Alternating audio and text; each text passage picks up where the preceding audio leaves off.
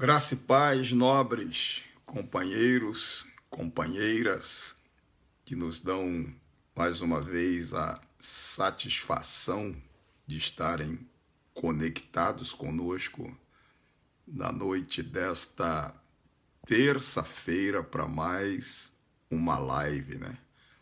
Estamos hiper felizes por desfrutarmos deste momento que é um momento altamente especial para nós, às terças-feiras, quando nos reunimos, né, em diferentes partes para dessa feita continuarmos crescendo tanto na graça quanto no conhecimento que há em Cristo Jesus, o nosso Senhor. E nós queremos louvar a Deus por esse privilégio que Ele nos proporciona de podermos estar junto com você na noite dessa terça-feira, né? E rogamos que você já vai aí dando o ar da graça. Estou vendo aqui o David, que já entrou aí e está nos dando a alegria da sua participação. A Carme, Carme, quanto tempo, saudade, Carme. Também a Ana Dutra nos dá alegria da sua participação e estamos aguardando você também dar aí o ar da graça. Nós queremos tê-los junto conosco, né? E eu penso que será uma noite muitíssimo edificante, aonde Deus com certeza já reservou uma palavra que te encoraje, que te anime, que te fortaleça e que te abençoa. Então, você que já está conectadinho conosco aí, faça a gentileza de divulgar aí para os seus amigos nas suas redes sociais, com o objetivo de que a gente possa desfrutar aí de um número expressivo de pessoas que sejam alcançadas pela eficácia da bendita e sacrossanta palavra de Deus. A Ceia também nos dá alegria hoje da sua participação. Que bom, Ceia, tê-la conosco. Também a nobre filha Elioneide Ribeiro, lá da grande Boston, na América do Norte, dando aí o ar da graça. Só está faltando você, nobre. Dá aí o seu oi, o seu alô, né? E dizer que está conosco, ligadinho, na live desta terça-feira. Com certeza, o assunto que nós vamos ministrar hoje é sobre o reino vindouro, né? Nós vamos apenas falar sobre uma cronologia, né? O contexto, né? O contexto escatológico do reino vindouro, tá? É o assunto que nós queremos compartilhar com vocês nesta noite. E dentro desse contexto existe aí uma cronologia, né, até chegarmos na estrutura desse reino, cronologia escatológica acerca da manifestação do reino de Deus, né? Também estou vendo a Tatiana de Oliveira, que nos dá alegria. Então, nobre, vai propagando aí nas suas redes, que é para a gente desfrutar aí o mais rápido possível de um número expressivo de pessoas, porque o assunto é um assunto substancioso e, com certeza, quanto mais disponibilidade de tempo nós tivermos, será melhor para você e para todos aqueles que nos dão a satisfação de estarem conectados nessa noite maravilhosa de terça-feira. E nós hoje teremos um convidado especial, que será o nobre apóstolo Jefferson Neto, que daqui a pouquinho estará entrando aí conosco na live dessa noite para juntos a gente conversarmos sobre esse tema acerca do reino de Deus, o contexto escatológico do reino vindouro, né? E aí, dentro desse contexto escatológico do reino vindouro, com certeza falaremos sobre essa cronologia que precede, que antecede o reino.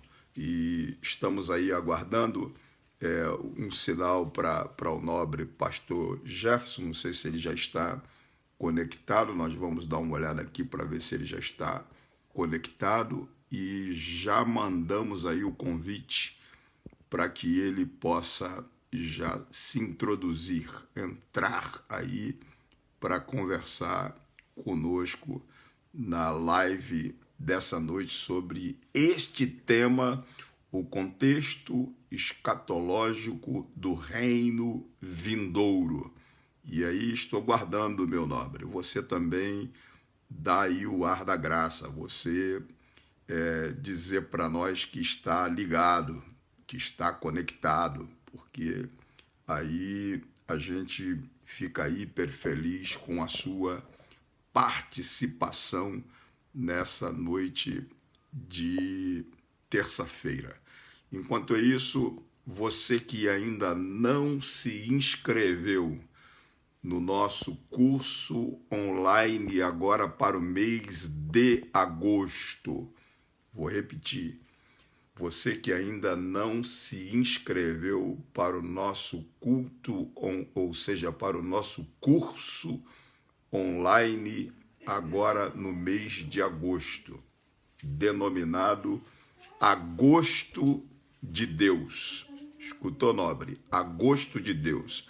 Neste curso estaremos falando sobre a igreja e a sua missão.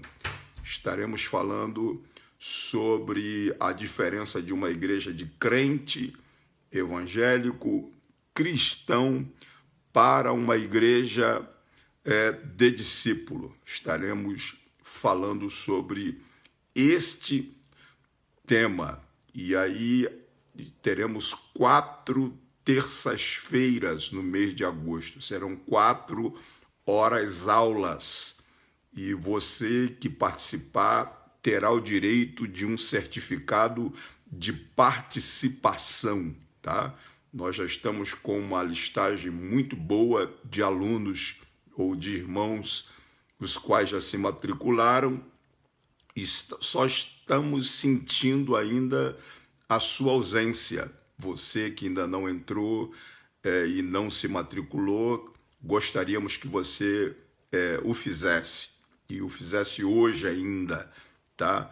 Porque estamos se aproximando do mês de agosto e com certeza serão 4 terças-feiras altamente abençoadas, quando vamos estudar, dar um curso sobre a igreja e a sua missão. A diferença de uma igreja de crentes, evangélicos, cristãos, para uma igreja de discípulos. E nós também estaremos sorteando um kit com 6 livros. Escute isso. Um kit com 6 livros da nossa autoria, tá? Na verdade, de acordo com o número de pessoas, nós vamos sortear não apenas um kit, mas serão pelo menos 10 kits que nós estaremos sorteando para aqueles que se inscreverem e escreverem mais 9, né? Aí com você 10. Se você fizer isso aí, ó, se inscreva e convida mais 9 pessoas para se inscrever, porque na ficha de inscrição está lá uma pergunta: quem foi que te indicou? Aí vai aparecer o seu nome lá. E quando tiver 10 vezes que 9 pessoas que você indicou, você já estará concorrendo a esse kit com 6 livros de nossa autoria. Então você não deixa para depois. Terminando aqui a live, você já corre já na nossa página no Facebook e faça já a sua inscrição.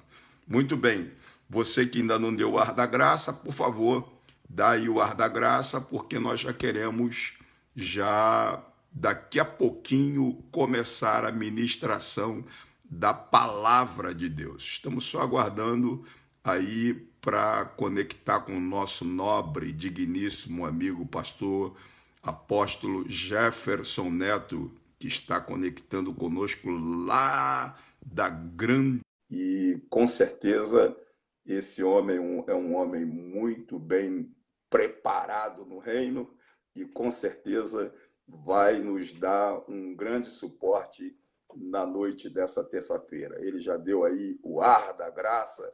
Que bom, nobre companheiro, tê-lo conosco na noite dessa terça-feira na nossa live. E nós já queremos abrir aí os microfones para que você possa se apresentar, cumprimentar aí essa gama de irmãos que nos dão aí a satisfação de estarem sempre conectados conosco nas lives, nas terças-feiras. Apóstolo Jefferson, fica à vontade, nobre. Obrigado, pastor Samuel. Primeiramente, obrigado, pelo convite, poder bater um papo contigo aqui sobre questões preciosas da Bíblia e compartilhar aí com a sua audiência é um grande, grande prazer. Deus abençoe a todos que estão assistindo, se vocês puderem compartilhar também aí na rede social de vocês, convidar os amigos, eu creio que todos serão muito abençoados. Eu sou o apóstolo Jefferson Neto, eu sou pastor de uma igreja aqui em Boston, na região da Grande Boston, a Assembleia de Deus Novo Tempo, e já estou nos Estados Unidos há 20 anos, e estamos aqui trabalhando para o Senhor com um seminário teológico, treinamento de obreiros, e evangelizando, ganhando almas para o Senhor, que é o que a gente tem como objetivo maior, a salvação de almas. E conheço o pastor Samuel há muitos anos, trabalhamos juntos um período, e temos uma comunhão muito grande aí, temos uma afinidade bíblica muito grande. Então, para mim, é um prazerzão, pastor Samuel, estar aqui contigo, viu? Muito bem, nós ganhamos o presente, porque o pastor Jefferson apóstolo Jefferson é um homem muitíssimo ocupado na obra de Deus, inclusive quase todos os dias ele está fazendo lives e nós entramos aí num vácuo da sua agenda, né?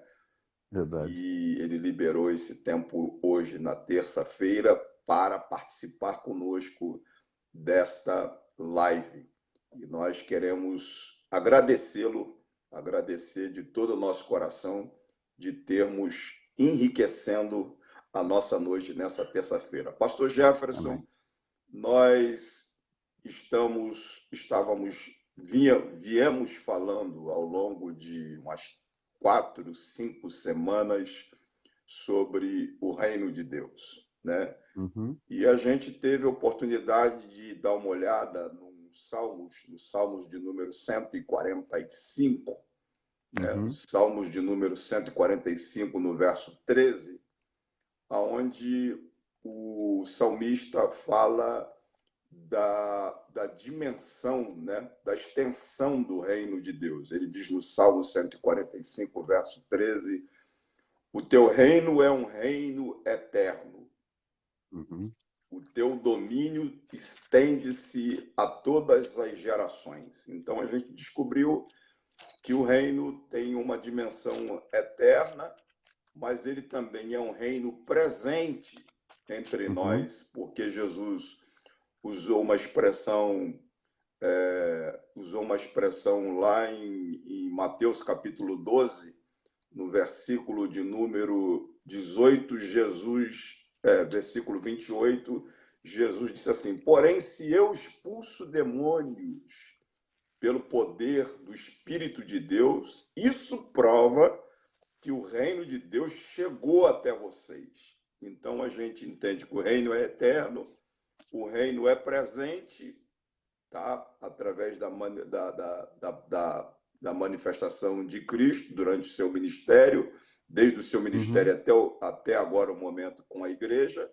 E, finalmente, nós estamos aguardando o chamado reino vindouro, né? que Uhum. está lá no livro de Apocalipse, no capítulo de número 20, nós temos 2 versículos, os quais, de alguma forma, retratam isso. O versículo de número 4 diz assim: depois vi tronos, e nesses tronos estavam assentados aqueles que haviam recebido autoridade para julgar.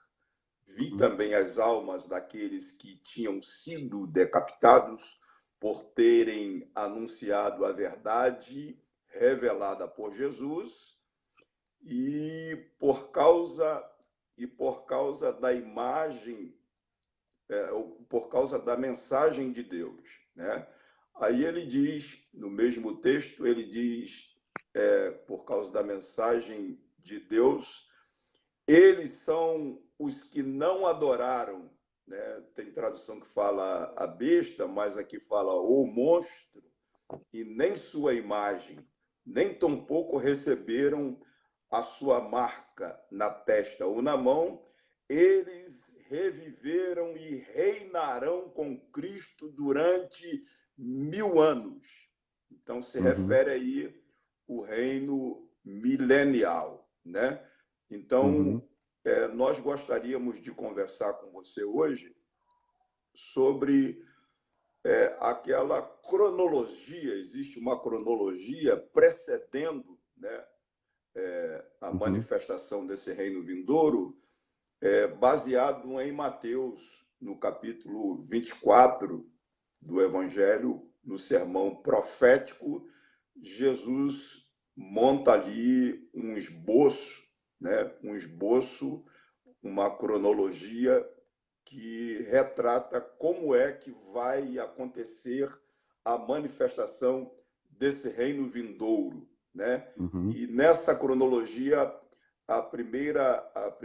primeiro elemento que a gente vê ali do capítulo 24, no capítulo 24, do versículo 1 até o versículo 13, é o princípio das dores, né? Ok. E aí eu queria já abrir aí os microfones para você falar um pouquinho dessa cronologia exposta por Jesus. Quer dizer, ele diz acerca do princípio das dores. Posterior, o princípio das dores acontece a segunda vinda de Jesus, que tem 2 fases, né? A Uhum. primeira para arrebatar a igreja e a segunda para a manifestação, acontece a manifestação dele em glória, na qual ele desce para a implantação desse reino vindouro. E eu gostaria Aham. de deixar primeiro os nossos irmãos saberem que pastor Jefferson, ele é um especialista na área de escatologia, é a área dele, e eu o convidei por saber da experiência que ele tem nesse campo escatológico, e com certeza ele tem muito a compartilhar conosco aí. Então, quero deixar aberto aí e você ficar bem à vontade para nos ajudar a entender aí essa cronologia que Jesus pré-estabelece, precedendo aí o reino vindouro. Amém.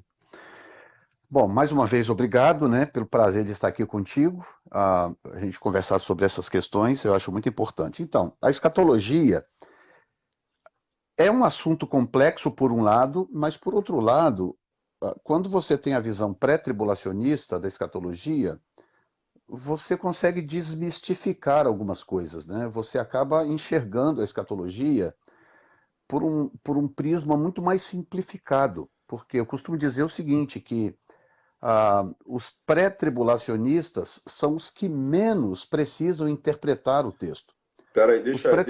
deixa só cortar não, deixa só eu pegar um adendo aí com você, Uhum, porque existe um termo comum para você, comum para mim, né, que você já utilizou 2 vezes na sua fala aí, pré-tribulacionista, né? uhum.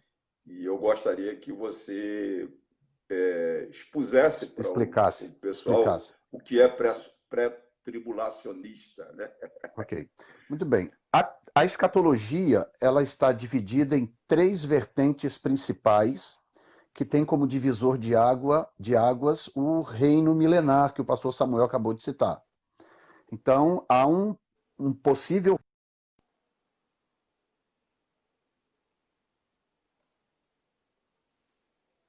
Deu aí um intervalo, não sei se a conexão dele caiu, sei que saiu aí do ar, mas vamos aguardar aí, com certeza ele voltará já já, né? A conexão com certeza lá deve ter caído, mas vamos mandar aqui novamente o convite para o Nobre. Estou vendo aqui pastor Marco Antônio de Oliveira, que isso, lá em Londres, de madrugada, conectado com a gente. Que bom, nobre companheiro. Um grande abraço aí para você e para a família, para Diná. Saudades e vontade de atravessar a Macedônia para tomar uma água aí de Londres novamente, né? E comungar com esses nobres irmãos que nos dão aí também a satisfação de estarem conectados conosco na live dessa terça-feira. O pastor Jefferson já está entrando aí novamente, deu uma caída lá na conexão, mas com certeza esse problema já está sendo solucionado, tá? E é sempre assim, né? Falando de um assunto de tamanha relevância quanto esse, acerca do reino de Deus, acerca dessa cronologia estabelecida no sermão profético de Cristo, no capítulo 24 do Evangelho de São Mateus, quando Jesus fez referência especificamente ao reino vindouro, né? E nós não poderíamos falar de reino vindouro sem que nós fizéssemos os nossos queridos irmãos estarem conectados e com essa cronologia bíblica. Nós não poderíamos entrar direto no assunto, né? E eu penso que deu uma queda aí, né, pastor? eu fui cortado, não sei porquê, caiu de repente. Então fica à vontade, volta aí a fala inicial e fique livre aí. Amém.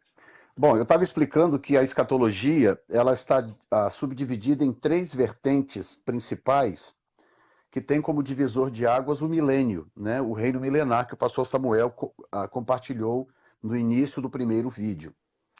Então, o que acontece é o seguinte, este reino milenar, ele é discutido dentro da comunidade acadêmica da escatologia, se ele seria um reino literal, se ele seria um reino teórico, ou se ele seria um reino passado, né? Sendo assim, geram 3 vertentes, que é o amilenismo, que são aqueles que acreditam que não haverá milênio literal, ele é um milênio teórico, né? Simbólico.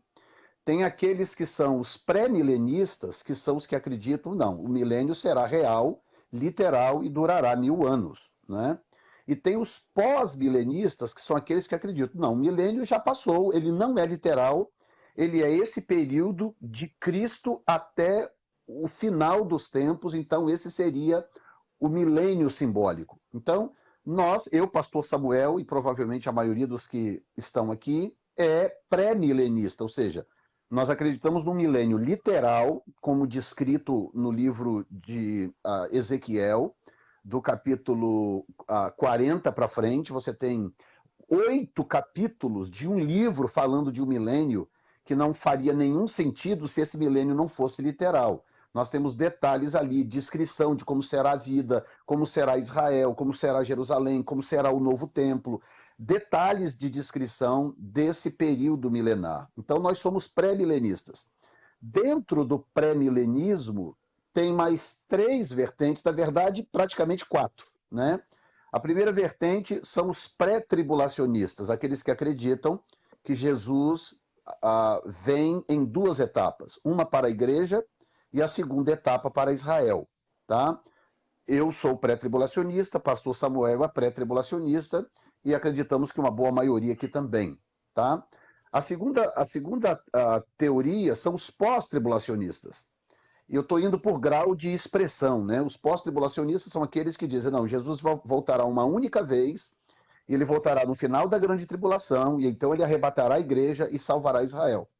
Tem os mesotribulacionistas, que são aqueles que dizem, não, a igreja vai passar pela metade da grande tribulação e Jesus arrebata a igreja no meio.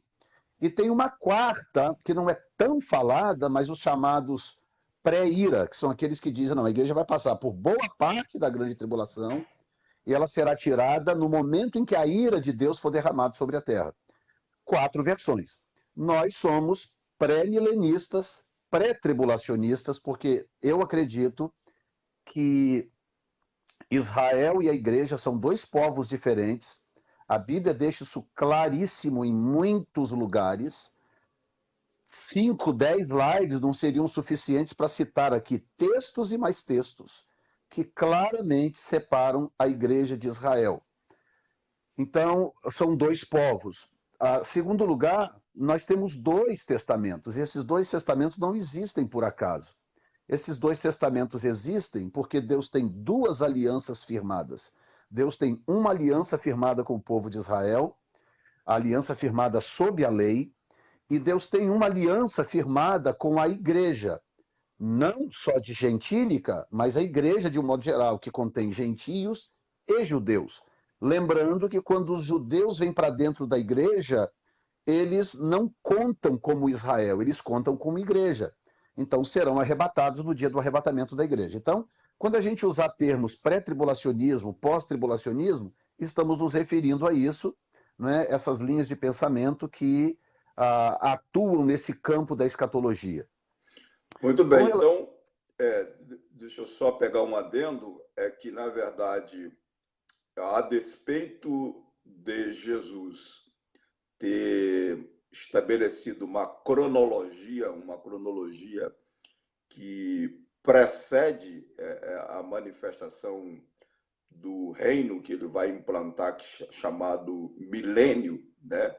E dentro dessa cronologia começa aí do capítulo 24 do Evangelho de Mateus, do verso 1 ao verso 14, com o chamado princípio das dores. Né? Princípio das dores, e como já expôs o apóstolo Jefferson, que nós somos pré-tribulacionistas, a gente acredita que o princípio das dores é uma metáfora relacionado aí com dores de parto de uma mulher grávida, né, que vai também desembocar na expressão de Paulo no capítulo 8 da Epístola aos Romanos, quando ele fala que toda a criação geme com gemidos inexprimíveis, aguardando com expectativa o dia da redenção, e ele usa até a expressão dizendo que até mesmo nós que tomamos parte nas primícias de Deus, gememos também gemidos inexprimíveis. Então, isso é o chamado princípio das dores. E aí, posterior ao princípio das dores, acontece aí, esses princípios das dores retrata especificamente os sinais, né, que precedem a segunda vinda de Jesus. Não é isso, reverendo? Então, o que acontece é que quem sente essas dores é que é debatido, né? Porque é o princípio de dores, mas que dores e de quem, né? A resposta está em Apocalipse 12, né? Aquela mulher grávida de Apocalipse 12 é a nação de Israel. Então, a nação que está grávida para dar à luz ao seu Messias. Mas alguém pode dizer, mas o Messias já não veio? Veio, mas a nação ainda não sabe. Então a nação está esperando o Messias vir pela primeira vez, quando na verdade ele virá já pela segunda vez. Perfeito. E a nação de Israel então vai reconhecer, opa, então olha aqui, quando o Senhor mostrar as mãos furadas, eles perguntaram, que marcas são essas nas suas mãos? E ele vai dizer, são as marcas com que fui ferido na casa dos meus irmãos, ou na casa dos meus amigos. Então, basicamente, o princípio de dores, que eu divido um pouquinho diferente do que você falou, que eu entendo que o princípio de dores vai até o verso 8, né? Mateus capítulo 24, do verso 1 ao 8. Do verso 9 ao 14 estariam os primeiros 3 anos e meio da grande tribulação, que é um período onde não há muita guerra, não há muito impacto, não há muita aberração do anticristo, mas que já é tribulação, mas que ainda não seria a grande, né? Ainda não é o período da ira. Então, se você perceber no final do capítulo 8, o capítulo 9 começa com uma conjunção que ela muda o ambiente. Quando Capítulo diz, então, não, versículo, né? capítulo 24, versículo 9, né? O versículo 8 diz que, então, mas todas essas coisas, falando de pestes, fomes, terremotos, diz assim, mas todas essas coisas são o princípio das dores, ponto. Aí tem, então vos hão de entregar para seres atormentados e matar-vos-ão e sereis odiados de todas as gentes por causa do meu nome. Nesse tempo muitos serão escandalizados e trair-se-ão uns aos outros, e uns aos outros se aborrecerão, e surgirão muitos falsos profetas, enganarão a muitos, e por se multiplicar a iniquidade, o amor de muitos esfriaria. Então vai até o verso 14, que seriam os primeiros 3 anos e meio, que é quando tudo que está descrito aí vai acontecer, né?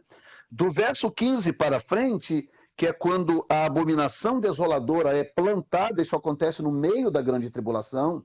Então, no verso 15, nós já estamos na metade da grande tribulação, que é quando o anticristo se revela anticristo, e ele então estabelece a abominação em Jerusalém, que todos acreditam ser o fato de que ele vai escolher aquele lugar como uma espécie de trono, né?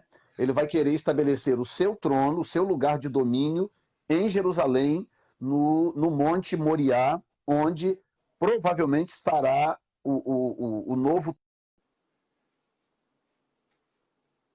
O princípio de dores, do meu ponto de vista, ele vai do versículo 1 ao 8, do 9 ao 14, estão os primeiros 3 anos e meio. No 15 está a divisão, a metade da grande tribulação, quando então ele realmente se revela, e aí a nação de Israel vai perceber que aquele indivíduo que surgiu aparentemente com boas intenções, aquele indivíduo que apareceu oferecendo paz, oferecendo acordos, tentando aproximar Israel das nações vizinhas e etc. Lembrando que o gatilho da grande tribulação, ou o gatilho desse acordo, que na verdade a Bíblia não fala em acordo de paz, né?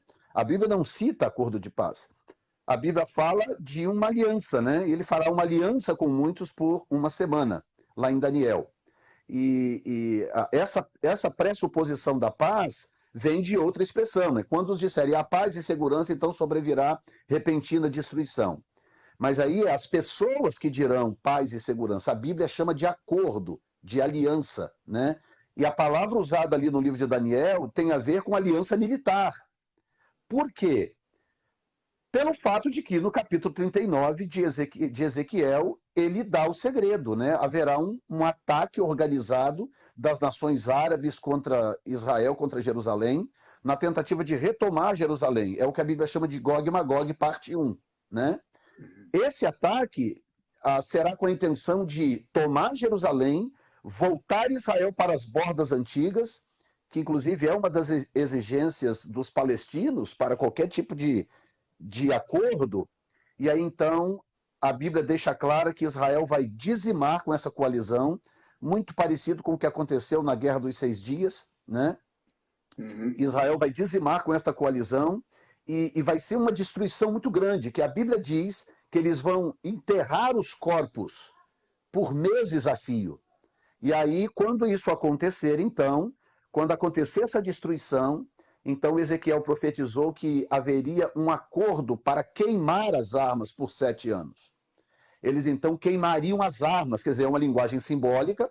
Hoje nós sabemos que não dá para literalmente queimar as armas de hoje, mas é um termo simbólico para dizer o quê? O mesmo que Daniel disse, que haveria um acordo militar, um cessar-fogo, e essa queima de armas provavelmente vai ser alguma imposição da ONU, alguma imposição da coalizão internacional da época, que vai provavelmente desmilitarizar a nação de Israel, porque é a única forma de explicar o massacre do Armagedon. Na guerra do Armagedon, quando você lê, você percebe que Israel está indefeso. Porque na Está guerra do Armagedon, desarmado.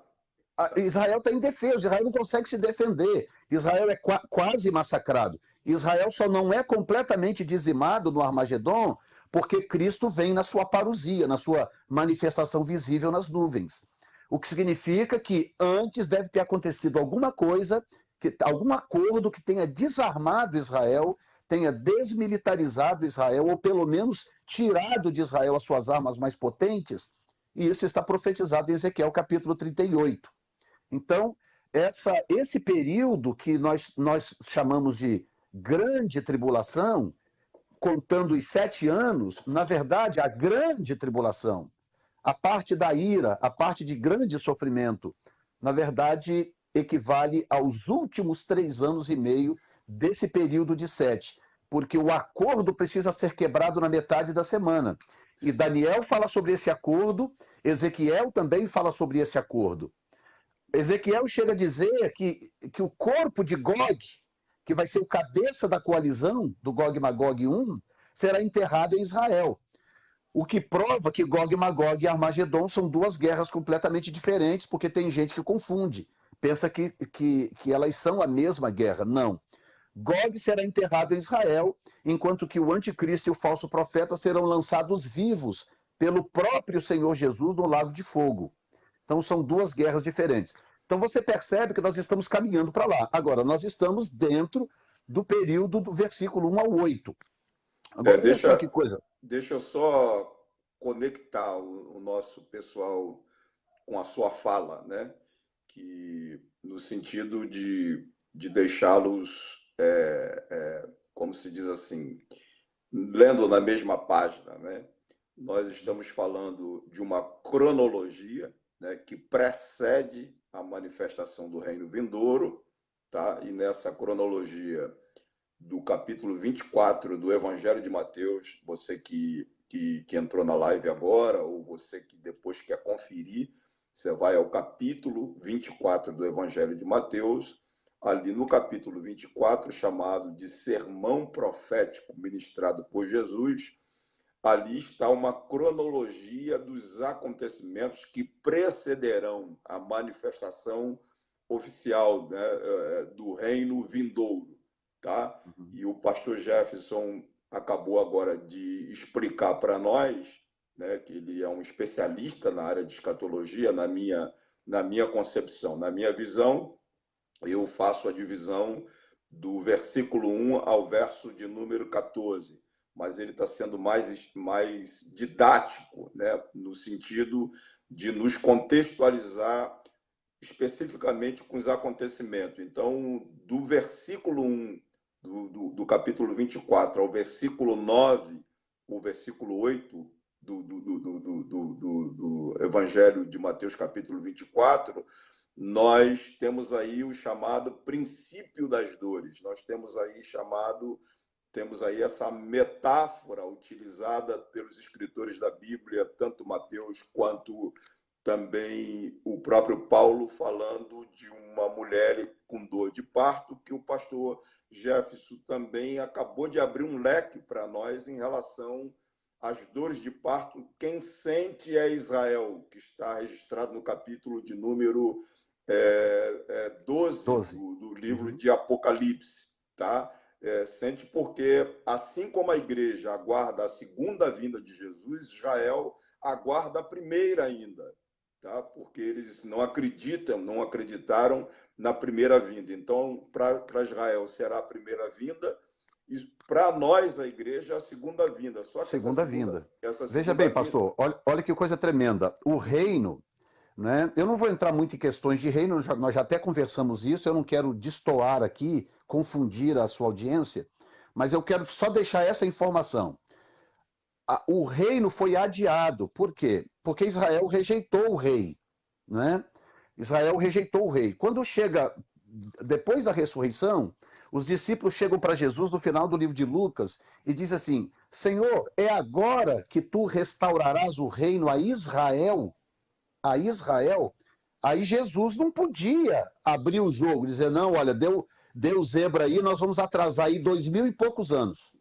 Você imagina se Jesus vira para os discípulos e diz para eles que a coisa tinha mudado, que aquele reino que Israel esperava seria atrasado alguns 2000 e poucos anos. Imagina o desânimo desse povo para poder pregar o evangelho, para fazer o que eles fizeram depois. Então, o que Jesus diz? Jesus dá uma resposta clássica. Diz assim, isso não é problema de vocês. Ele diz, não vos compete saber o tempo e as épocas que o Pai estabeleceu pelo seu próprio poder. Mas recebereis poder ao descer sobre vós o Espírito Santo e tarará. Então, o que Jesus está dizendo? Jesus não diz o que nós sabemos hoje, porque isso traria um profundo desânimo sobre eles. Imagina se Jesus dissesse para Paulo assim, Paulo, você vai fazer 3 viagens missionárias, vai dar o seu couro, você vai plantar igrejas pela Ásia Menor, mas essas igrejas serão todas fechadas e desaparecerão.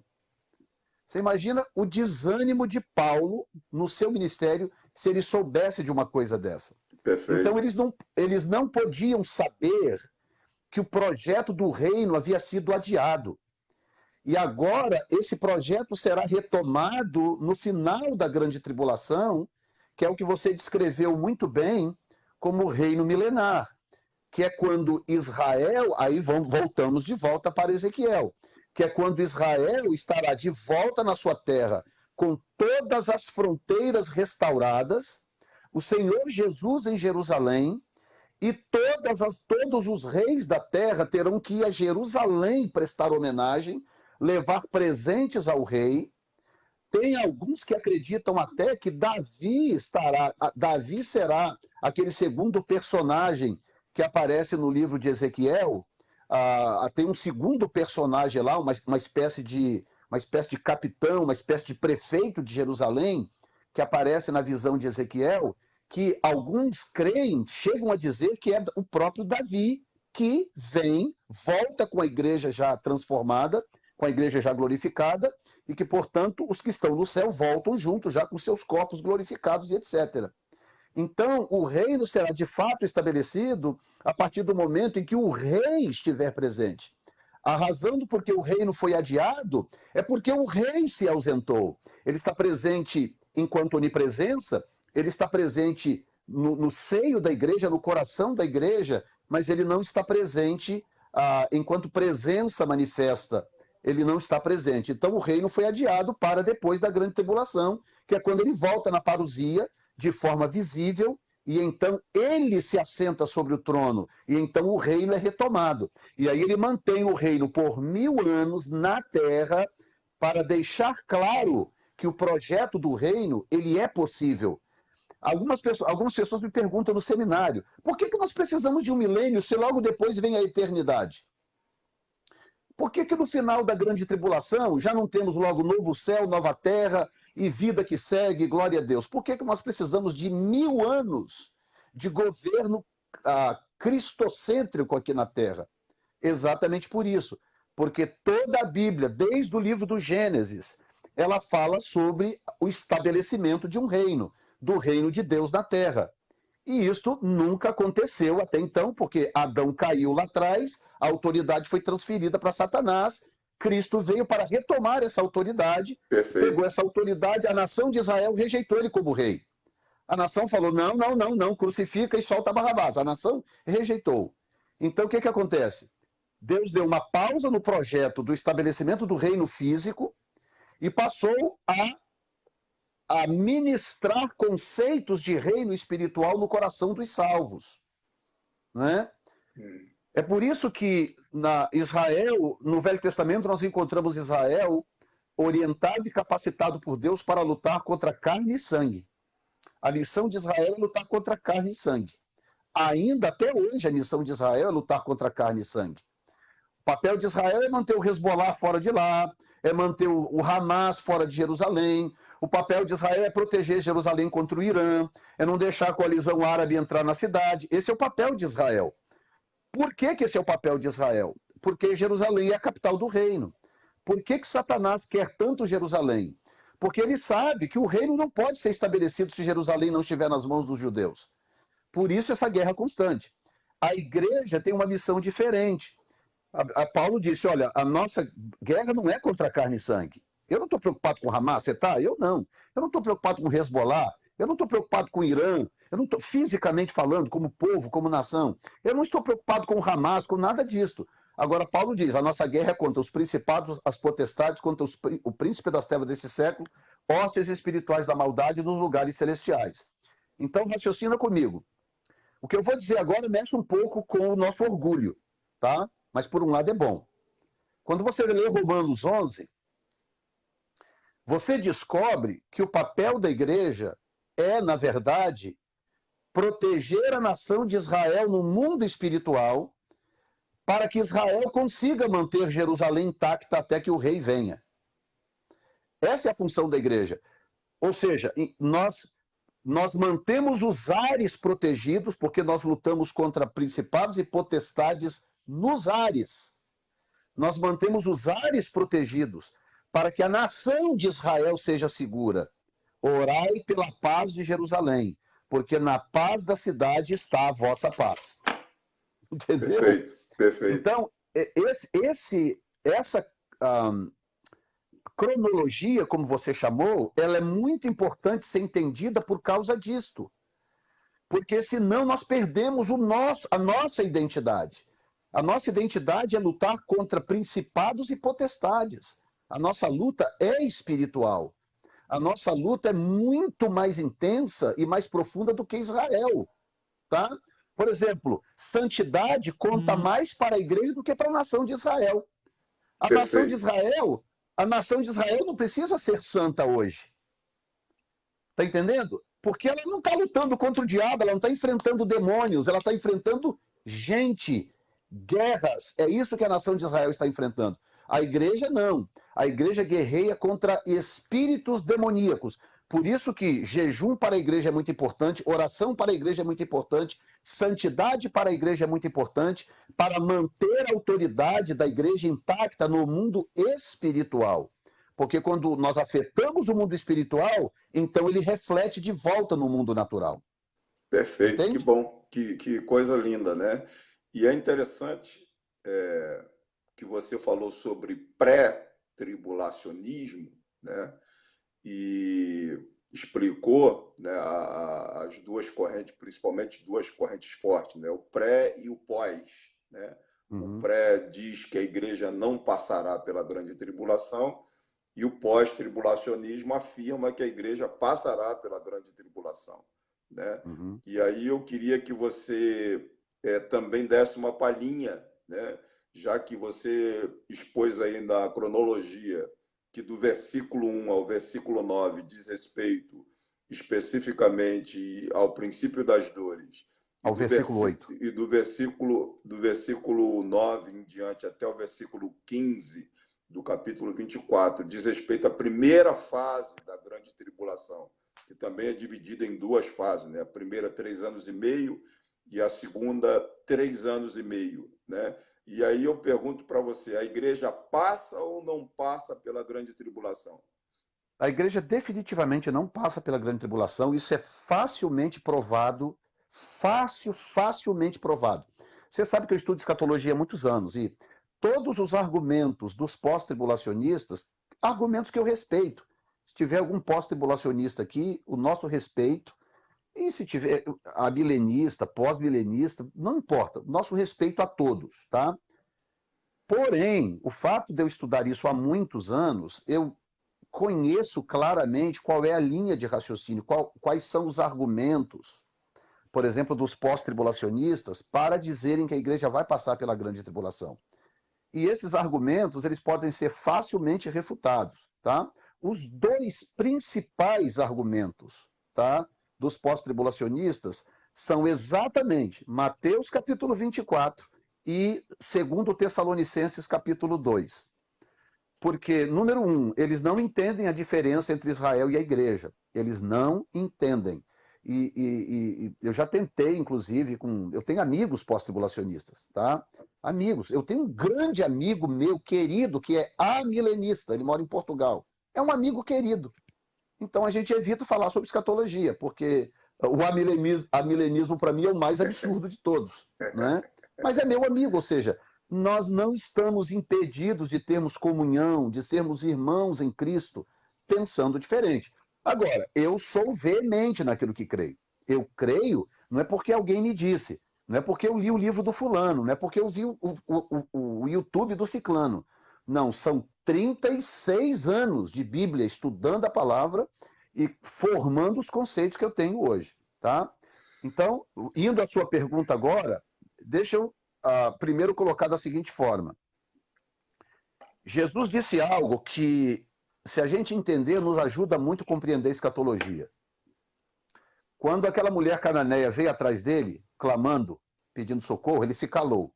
A mulher continuou gritando, ele continuou calado. Aí os discípulos falaram, Senhor, manda essa mulher embora, que ela está gritando atrás de nós. Jesus falou, eu não fui enviado senão as ovelhas perdidas da casa de Israel. Vou repetir, eu não fui enviado senão as ovelhas perdidas da casa de Israel. O que Jesus está dizendo? Jesus está dizendo o seguinte, eu não fui enviado para gentios, eu fui enviado para os judeus. Eu fui enviado para a nação de Israel. Por que ele foi enviado para a nação de Israel? Porque Jesus é o cumprimento da expectativa de reino de Israel. Há uma promessa para Davi. Deus fez uma promessa para Davi, de que sobre o seu trono não faltaria governante, e que o seu reino seria perpetuado, seria para sempre. Daí nasceu a expectativa de que um dia viria um Messias que se assentaria sobre o trono de Davi para perpetuar o seu trono. Então, quando Jesus veio, Jesus disse, não, deixa ela gritar, eu não fui enviado para ela, eu fui enviado para a nação de Israel. Nós sabemos como que termina a história, a mulher vem, se prostra diante dele e fala, Senhor, socorre-me. Ele insiste, ele fala, eu não vou pegar o pão dos filhos. Quem são os filhos? Os judeus. Eu não vou pegar o pão dos filhos e lançá-los aos cachorrinhos. Por que ele usa o termo de cachorro? Porque cachorro era um dos animais impuros do Velho Testamento. E os povos do Velho Testamento eram comparados a animais impuros. Lembra quando Pedro estava orando que Deus queria que ele fosse evangelizar Cornélios? Lembro. O que Deus fez? Mostrou para ele um lençol com um monte de animal impuro. Falou, mata e come.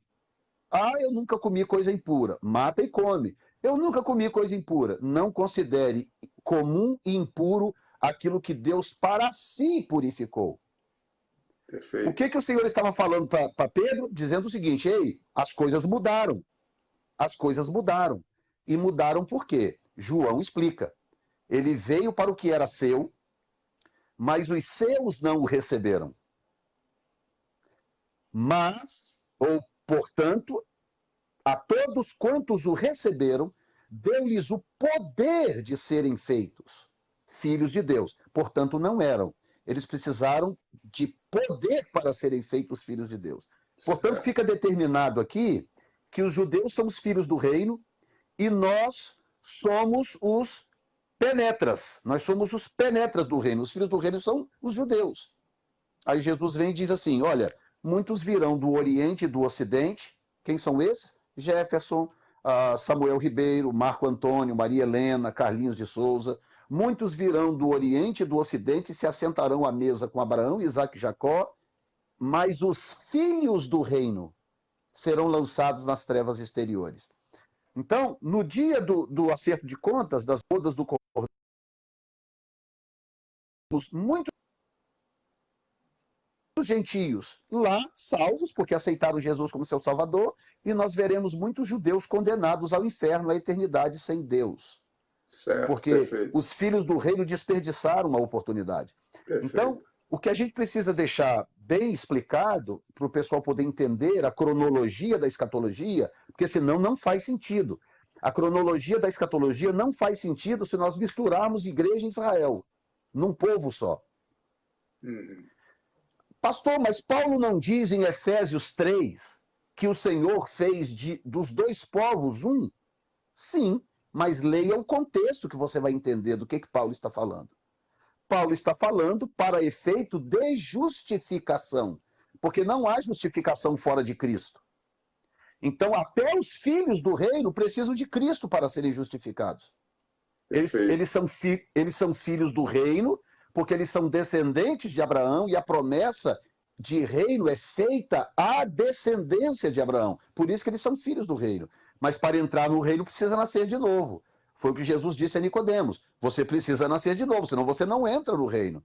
Ou seja, o processo de justificação é igual para todos, para judeu e para gentio. Não é? E Paulo diz que não há diferença em Gálatas, não há diferença. Nem judeu, nem macho, nem fêmea, nem judeu e nem grego, e nem isso, nem aquilo, nem bárbaro, nem cita, mas todos são um em Cristo. Ou seja, para efeito de justificação, os povos foram feitos um.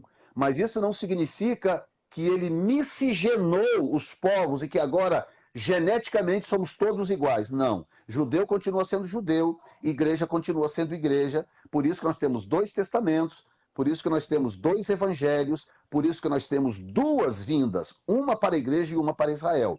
A escatologia só faz sentido se nós seguirmos essa linha. Senão nós temos que criar uma série de subterfúgios para poder tentar explicar essa ausência de coerência a respeito da igreja de Israel. Então não há como a igreja passar pela grande tribulação, porque já está profetizado no Velho Testamento que a grande tribulação é para Jacó, é para Israel.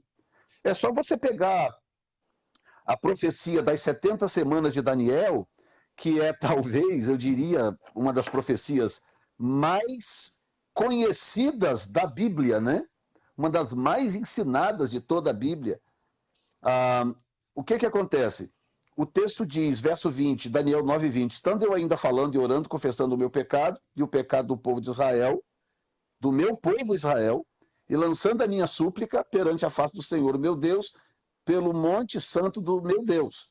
E aí ele diz que ele estava no sacrifício da tarde, o anjo Gabriel apareceu para instruí-lo e disse assim, 70 semanas, verso 24, estão determinadas sobre o teu povo e sobre a tua santa cidade. Então, mais claro do que isso, só se a gente desenhar num quadro. 70 semanas estão determinadas sobre o teu povo e sobre a tua santa cidade. Por que a 70ª semana está separada das outras 69? Pouca gente consegue. Quer dizer, só os pré-tribulacionistas é que conseguem responder essa pergunta. Por que a 70ª semana de Daniel está separada das 69? Muito simples. Porque no final da 69ª, Israel rejeitou o rei. Portanto, o reino teve que ser adiado. Sendo assim, veio o chamado período da graça, o tempo da graça. Nós estamos agora no tempo da graça. É o evangelho que Paulo pregava, o evangelho da graça. Que é mais ou menos o seguinte, Samuel Ribeiro não tem direito de ser americano, mas é. Como que você é americano? Explica para a audiência como que você é americano.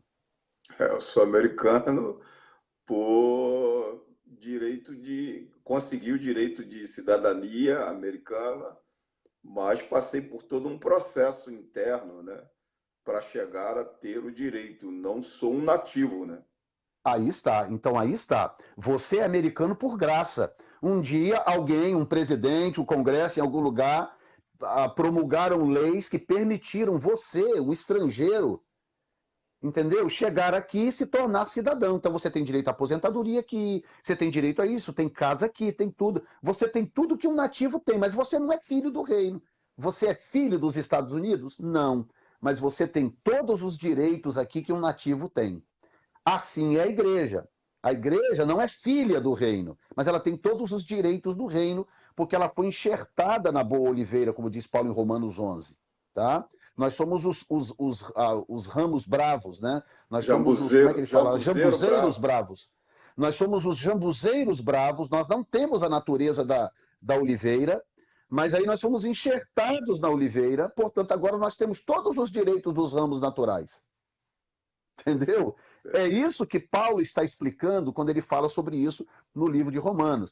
Então, a razão do porquê a 70ª semana está separada das outras 69 é porque quando Israel rejeitou o rei, houve uma pausa no projeto. Abriu-se um parêntese para o período da graça, e aí Paulo diz em Romanos que quando a plenitude dos gentios houver entrado, então Deus voltará a tratar com Israel. Aí então ele retoma a contagem das 70 semanas. Ou seja, não faz o menor sentido tentar forçar a igreja dentro da grande tribulação. Não faz o menor sentido. Biblicamente não encaixa, entendeu? Perfeito. Então, fica subentendido aí para você, meu nobre, que está conectado aí nessa live, desfrutando aí dessas informações substanciosas na área de escatologia, porque não tem como a gente falar especificamente do reino vindouro sem discutir essa cronologia que precede esse substancioso ocorrência, esse acontecimento histórico que está vaticinado em todas as escrituras veterotestamentárias acerca da manifestação do reino do milênio de Cristo, né? Que a igreja, com certeza, está aí no texto, irá participar, né? Agora, é interessante que nós, nessa primeira fala, já descobrimos que a igreja não passará pela grande tribulação. E a grande tribulação não é destinada para a igreja, é destinada para Israel. É um juízo de Deus, né, pastor Jefferson, para Israel, né? Pela rejeição do Messias. Exatamente. Veja bem, na profecia das 70 semanas, o anjo explica por que Israel precisa passar por esses 490 anos, que é a somatória das 70 semanas. Aproveitando e aplicando aí para a audiência que essas semanas aqui são semanas de anos, no livro de Daniel. São 70 vezes 7 anos, por isso que dá 490 anos. Aí o anjo diz assim, 70 semanas estão determinadas sobre o teu povo, sobre a tua santa cidade, para 6 coisas, hein? Extinguir a transgressão, dar fim aos pecados, expiar a iniquidade, trazer a justiça eterna, selar a visão e a profecia e ungir o santo dos santos. Porque, olha como que Deus é tremendo, né? Aquilo que ele diz em Isaías, né? Eu anuncio o fim desde o começo. Por que Israel precisava desses 490 anos, que são 70 semanas, para expiar a iniquidade, para dar fim aos pecados, trazer a justiça eterna e tal? Porque Deus sabia que eles rejeitariam o Messias. Quem dá fim aos pecados é o Messias. É o Messias que elimina os pecados. Entendeu? João, primeira carta de João diz, olha, se confessarmos os nossos pecados, ele é fiel e justo para nos perdoar todos os pecados e nos purificar de toda a injustiça.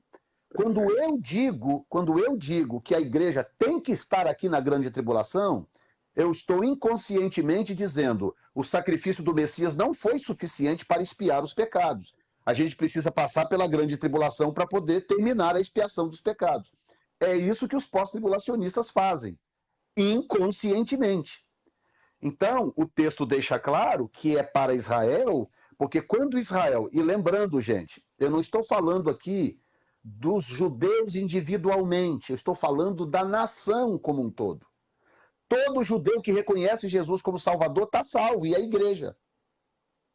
Tem, inclusive, muitos pregadores judeus aí dentro da igreja, pregando, ensinando, ou em sinagogas, ou igrejas. Então, judeu convertido é igreja. A palavra é para a nação de Israel, é para o povo de Israel. Perfeito. Então, o que Deus está dizendo é isso, olha, como eles vão perder o Messias, eles não vão reconhecer o Messias, então não há como expiar os pecados deles. Eles vão ter que passar por todas as 70 semanas, porque no final da 70ª semana, então Jesus aparece em glória na sua parousia, ele aparece visivelmente nas nuvens, montado num cavalo branco, e então eles o verão, e diz a Bíblia, e lamentarão. Lamentarão. Por quê? Porque vão ver as marcas nas suas mãos e vão dizer, caramba, não é que era ele mesmo o tempo todo? Era ele, nós passamos por tudo isso para ter que chegar aqui agora e reconhecer que era ele. Então, por isso que eles vão lamentar, porque eles vão ver as marcas e vão ver que era ele. Perfeito.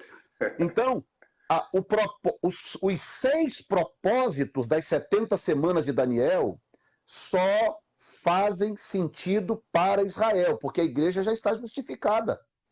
Perfeito. Paulo diz que justificados fomos pela graça, não pelas obras. Pela graça, não pelas obras, para que ninguém se glorie.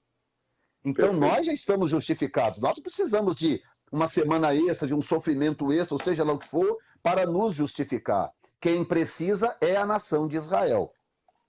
Perfeito. Então, fechando, né, porque nosso horário já extrapolamos, mas fechando nessa cronologia, né, estabelecida no sermão profético de Jesus, do capítulo 24, do versículo 1 ao versículo 8, diz respeito ao princípio das dores. Do versículo 9 até o versículo 15, diz respeito 14. ao versículo 14, diz respeito à primeira fase da grande tribulação. Yes. Aí, quando chega do versículo 15 até o versículo, e daí para a segunda fase? Não, ele vai até o final, só que aí a gente pode falar depois da estratégia do capítulo 24, que aí é um outro assunto.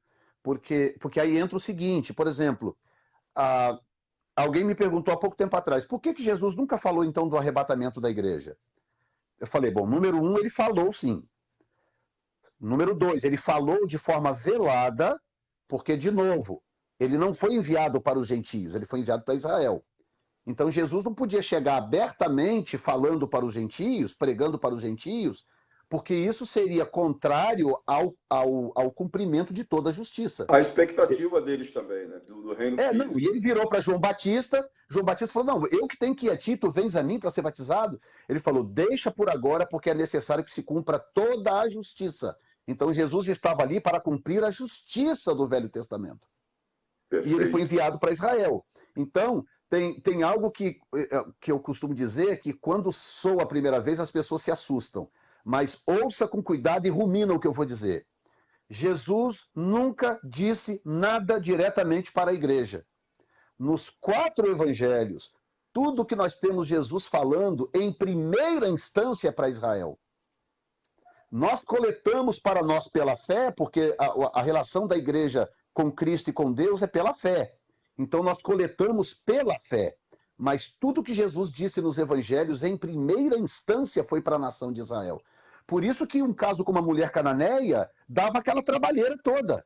Você está entendendo? O caso como o centurião de Cafarnaum, ele teve que parar e fazer um elogio. Pô, nem Israel eu vi algo assim. Por que ele fazia essas observações? Porque eram parênteses que ele abria, porque ele não havia sido enviado para gentio, ele foi enviado para Israel. Agora, nós temos Jesus falando sobre o arrebatamento de forma codificada. Na próxima live, a gente pode entrar nisso aí, e eu posso explicar, inclusive, no capítulo de Mateus 24, quando passa do versículo 35 para frente, ele começa a falar de forma velada sobre o arrebatamento, e eu mostro aonde que ele está falando, com provas textuais de que ele está falando sobre o arrebatamento.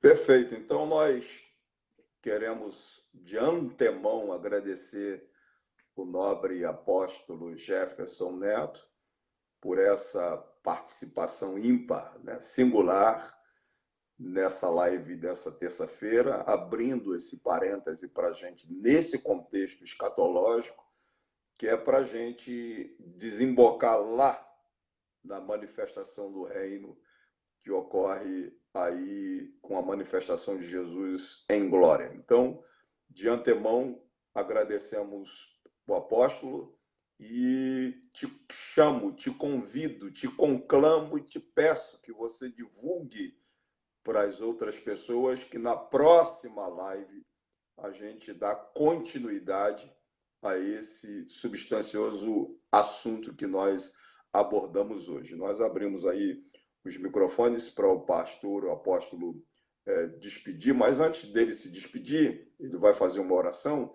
Eu só quero relembrá-los que a partir da primeira semana de agosto, nós teremos 4 terças-feiras que será ministrado um curso chamado Agosto de Deus, tá? A igreja e a sua missão, quando a gente fala da diferença de uma igreja de crente, evangélico e cristão, para uma igreja de discípulos.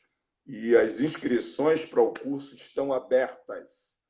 E se você ainda não fez a sua inscrição, é só você entrar na nossa página e se inscrever hoje ainda. Escuta, meu nome. Se inscrever hoje ainda. Serão 4 terças-feiras, 4 horas aula, 1 hora aula cada terça-feira.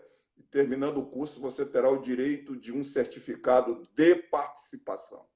Se você se inscrever e convidar mais 9 pessoas, completar 10 com você, você vai participar de um sorteio de um kit de 6 livros da nossa autoria, tá? E de acordo com o número de pessoas, nós vamos sortear 10 kits de 6 livros. Então, meu nobre que está conectado conosco, por favor, entra lá na nossa página no Facebook e faça a sua inscrição ainda hoje, tá bom? E eu quero abrir os microfones para o meu nobre apóstolo, despedir de vocês e Pastor, fazer uma oração nos abençoando.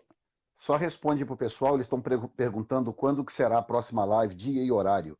Ah, tá, na próxima terça-feira, no mesmo horário que nós fizemos hoje, de 8 às 9 aqui no Brasil.